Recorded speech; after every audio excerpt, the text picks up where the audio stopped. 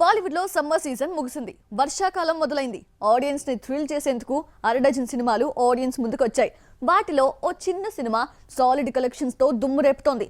10 రోజుల్లో 50 కోట్లు రాబట్టి బడా హీరోస్కే షాక్ ఇస్తోంది. 2023లో బాలీవుడ్ కలకల్లాడింది. పఠాన్, జవాన్, యానిమల్ తో ఆడియన్స్ ని సరికొత్త థ్రిల్ కి గురి చేసింది. కానీ ఈ సంవత్సరం అలాంటి సక్సెస్ లేక ఎగ్జిబిటర్స్ నరకం చూస్తున్నారు. సైతాన్, ఫైటర్ సినిమాలు మంచి వసూలు నమోదు చేయగా క్రూ లాంటి మీడియం బడ్జెట్ సినిమాలు నిర్మాతల్ని ఊపిరి పీల్చుకునేలా చేశాయి. అయితే ఇవన్నీ స్టార్స్ ఉన్న సినిమాలు. ఇమేజ్, గ్లామర్ పుష్కలంగా ఉన్న నటీనటులు చేసినవి. కానీ అలాంటి ఆకర్షణలు లేకుండా జూన్ 7th వచ్చిన ముంజా సినిమా బాక్సాఫీస్ ని షేక్ చేస్తోంది.